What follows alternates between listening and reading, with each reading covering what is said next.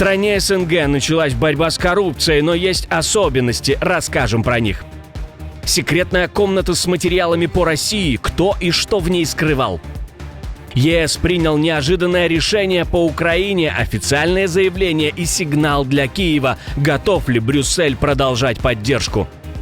Щит против Москвы. Вдоль границы вырастает новая крепость. Неожиданное решение для обороны. Политическая буря в США. Сенаторы прижали Трампа к стенке. Раскрытие архивов может перевернуть все. Скандал набирает обороты. Шок для Кремля. Россия теряет ключевого покупателя нефти. У Путина может не остаться денег на ведение войны. Это и многое другое. Самые важные новости утра пятницы 1 августа. И многое другое. Самые важные и срочные новости. Эксклюзивные подробности. Вы смотрите информационный выпуск «Нехта». Оперативно о событиях в России, Беларуси, Украине и мире. Раньше и понятнее других. Все, что нужно знать сегодня.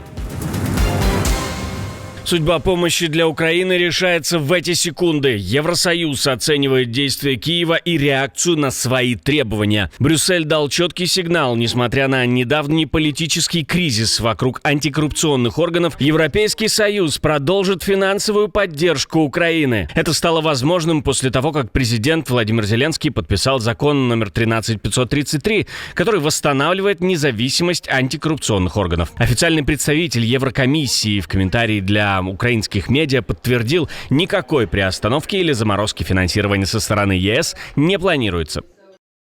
Относительно последних событий мы четко обозначили нашу позицию. Могу подтвердить, что нет никаких планов по замораживанию финансирования со стороны ЕС.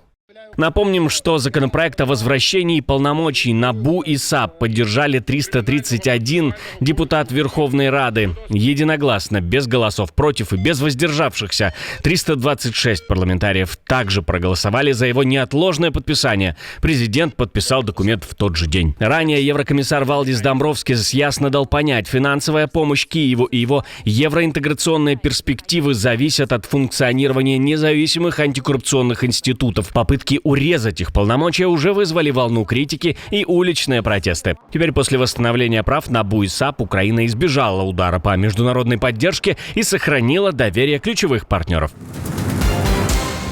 Борьба с коррупцией переходит на новый уровень. По словам президента, органы власти больше не смогут отчитываться только по фактам расследованных дел. Важнее станет то, сколько случаев удалось предотвратить. На презентации, посвященной мерам по борьбе с так называемой бытовой коррупцией в Узбекистане, президент подчеркнул, 75% всех коррупционных эпизодов происходят на местах, в городах и районах, в органах, с которыми люди сталкиваются каждый день. И пока превентивные меры остаются слабыми. Превентивные меры, полностью исключающие условия для коррупции, пока еще недостаточны. В органах, куда граждане обращаются ежедневно, хакимиятах, службах, кадастра, банках и налоговых органах до сих пор сохраняются бюрократия и коррупционные лазейки. Мирзиёев напомнил, что по его указу уже создан спецотдел в Генпрокуратуре, работают подразделения и в академиях, и в научных центрах прокуратуры более 200 специалистов изучают причины взяточничества. Скандал, который может изменить всю историю Америки, придать расследованию против президента. Свежее дыхание. Кэш Патель, директор ФБР и давний союзник Дональда Трампа, наткнулся на нечто, что звучит как сцена из политического триллера.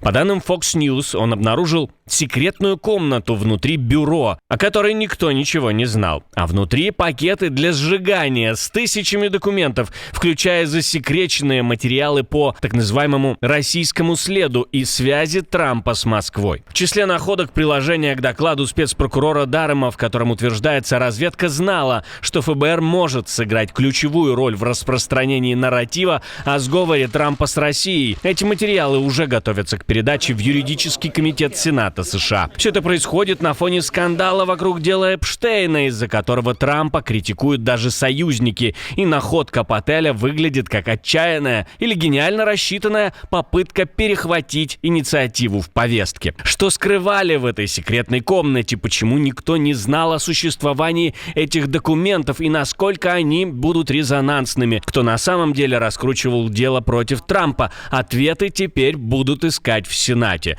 Правда, другая группа группа сенаторов именно эту историю и пытается не дать забыть. Сенат США требует раскрытия архивов. История закручивается все сильнее.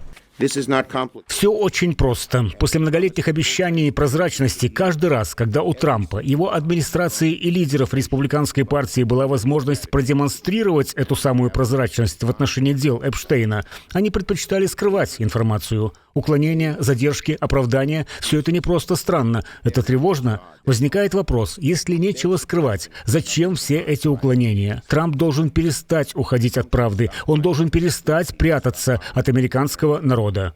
Сенат США буквально взрывается. Демократы применяют почти забытый закон правила 5. Он обязывает государственные органы предоставлять информацию по запросу 5 членов Сенатского комитета по национальной безопасности. Все это, чтобы вытребовать у администрации Трампа полное досье на Джеффри Эпштейна. Те самые, в которых может быть все, от имен до связей, но удастся ли им? Пока все под вопросом. Документы могут остаться засекреченными, если суд встанет на сторону Белого дома. И все это на фоне шокирующего заявления самого Дональда Трампа. Он впервые публично заявил, что Эпштейн похитил девушек прямо с его курорта Мар-а-Лаго, в том числе ключевую фигурантку дела Вирджинию Джуфре, ту самую, которая позже обвиняла Эпштейна, Гизлейн Максвелл и принца Эдрю, став лицом этих всех обвинений. Теперь она мертва официально от самоубийства, но слишком много совпадений.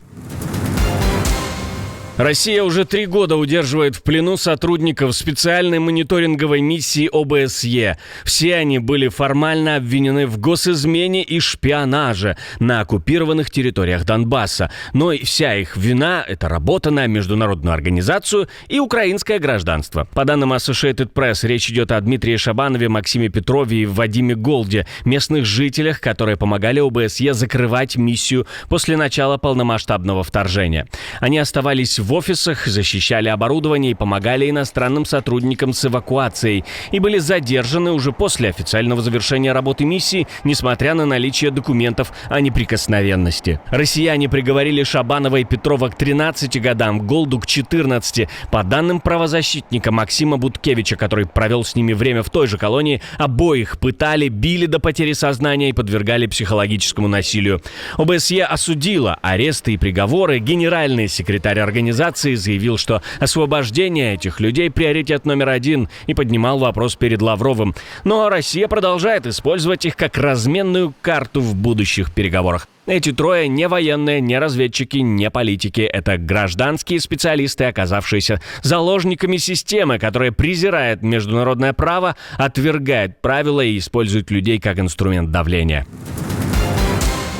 Государственные нефтяные гиганты приостановили покупки российской нефти. Нефтяной альянс Москва-Дели дал трещину. 4 крупнейших индийских госкомпаний внезапно остановили закупки российской нефти, сообщили Reuters 4 независимых источника в отрасли. Это произошло на фоне резкого сокращения скидок и жесткого предупреждения Дональда Трампа, который пообещал ввести 100% тарифы против стран, которые продолжают покупать нефть у России, если Москва не согласится на серьезную мирную сделку с Украиной. Вы знаете, есть БРИКС, которая является группой стран, противостоящих США, и Индия является ее членом. Это атака на доллар, и мы никому не позволим атаковать доллар. Премьер-министр Моди, мой друг, но они не ведут с нами большого бизнеса, потому что тарифы у них очень высокие, одни из самых высоких в мире. Теперь они готовы значительно снизить их. Но посмотрим. Напомним, Индия – крупнейший покупатель российской нефти по морю, и именно ее госкомпании контролируют более 60% перерабатывающих мощностей страны. Но теперь они ищут замену российской нефти на спотовом рынке в пользу сырья из Арабских Эмиратов и Западной Африки.